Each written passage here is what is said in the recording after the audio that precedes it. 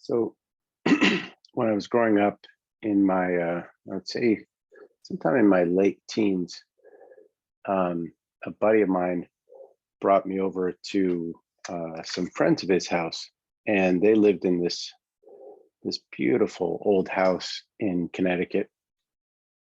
Uh, I think it was 3 floors and really old wood house with a nice big yard. It was beautiful. It was very old. Um, it had different porches, and it was very cluttered. Um, but it was a wonderful place. As I got to know them, it was a wonderful place for me to go and explore. And and sometimes I would stay there. And the gentleman who lived there, he lived with a couple of his kids there, and and uh, they also had a couple of people who would rent rooms there. But the thing that was really amazing about it was just meeting all these different people from different walks of life. And then once a year, at least once a year, they would have a big party on a weekend, and many people would sort of descend upon the house, and people would stay for the weekend and celebrate, and then work on the house and help clean things up, because there was a lot of upkeep with such a big place, such a big old house. And usually when I'd go over there, people would just hang out in this little room off the kitchen, and sometimes we play games and or just sit around, maybe watch TV or tell stories. Um, but one thing that was wonderful about the place was that for the most part, everyone was welcome. And uh, I mean, I met some really very unique and very diverse people in this house. It was remarkable. And some of my best memories of growing up were in that house. And it was such a welcoming place that I would invite some of my friends that weren't friends with them there as well. And it was great to see everyone meeting and getting to know each other and learning from each other. And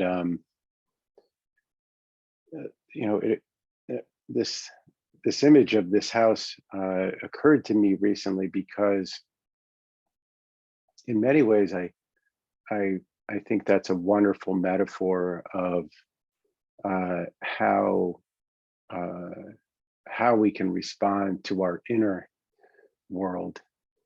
I think when I was younger, there were parts of myself that I thought, that's me, and this is the good part of me, and this is what I stand for, and this is what I believe in. And then there were other parts that I definitely didn't want to see. People will talk about shadow work. I didn't even want to hear about what shadow work was. Um, and I didn't like the idea that there was any part of myself that had a say in things other than the parts of me that I identified with is the good part of me. Um, but what I realized over the years is that it's very hard to live in spite of ourselves, and in spite of these different sides of ourselves. And sometimes something will come up in a very poignant way. I'll set out to want to do something, and I might feel a strong resistance, or maybe I remember when I was growing up, I would say, well, it's time to do homework. And it was like, be in the middle of the day, and the minute I sat down, I would fall asleep. And what I realize now is, very often when that happens, it that or at least the way that I look at it, is that may be a different part of myself expressing itself, expressing some reluctance to do that work. And uh, what I've found is, if I put judgment to the side for a moment and get really curious about what's going on with that part of myself, and sort of open myself up to these different aspects of myself in the same way that this family welcomed just about everybody. And and when I do that, I may discover that there's uh, something useful that each of these aspects of myself uh, are trying to contribute. Um, I mean, I remember one example where uh, I used to draw a lot growing up, and then at a certain point, drawing became very, very difficult for me. And I would sit down to draw, and all of a sudden, I would just feel very nervous or reluctant, and so I wouldn't spend a lot of time drawing. And so one day I noticed this, and I really just sort of sat with the feeling of the reluctance, of the fear, and um, really just welcomed it in. I didn't try to change it. I didn't try to push through it. I just stayed with it and got curious.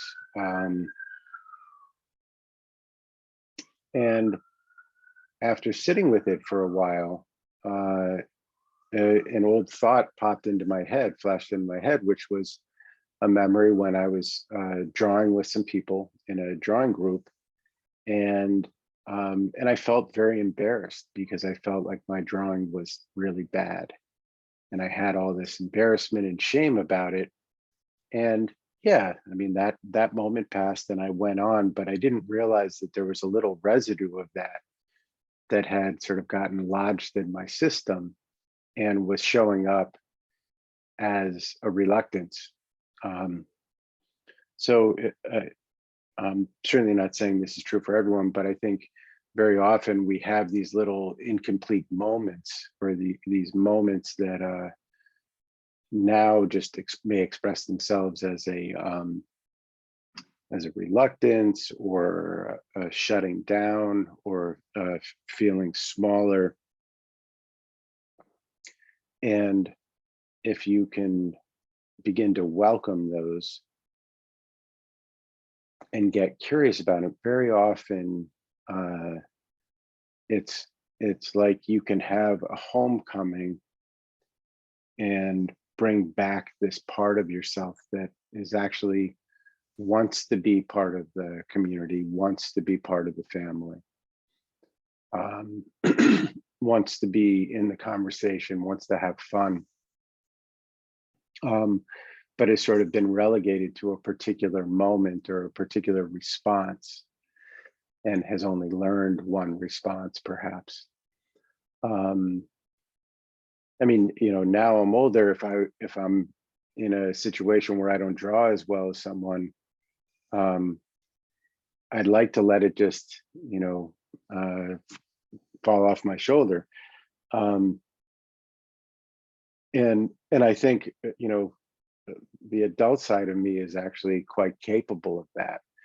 But it wasn't until I noticed this other thing, and really welcomed that part of myself back into the fold, uh, that I could feel that comfort in myself, in that situation again.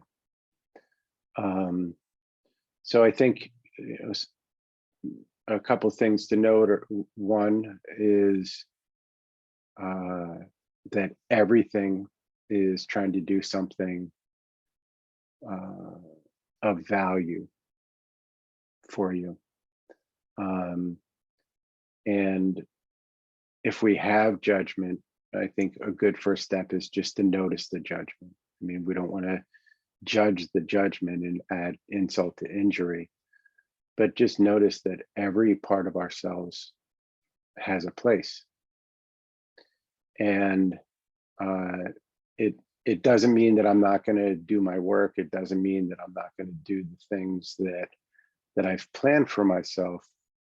But in trying to understand the other parts of me that may not be on board, At times, I can create an inner congruence that allows all of me to move in a direction comfortably, and to begin to have a place where these different parts can really support each other in moving forward.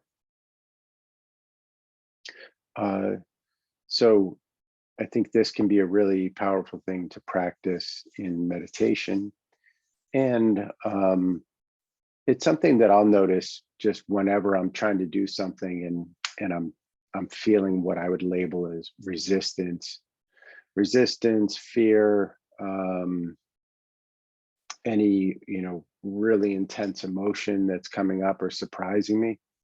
Now, if I don't have time to handle it in the moment, I'll sort of make a note of it, really try to acknowledge that part of me, that signal, and just say, I will give you attention. I just may not be able to do it right now, but I will give you attention. And I've learned to keep my word that later I'll sit down and I'll kind of bring myself back to that moment and get curious. Okay, what's going on here? What is needing my attention in this moment?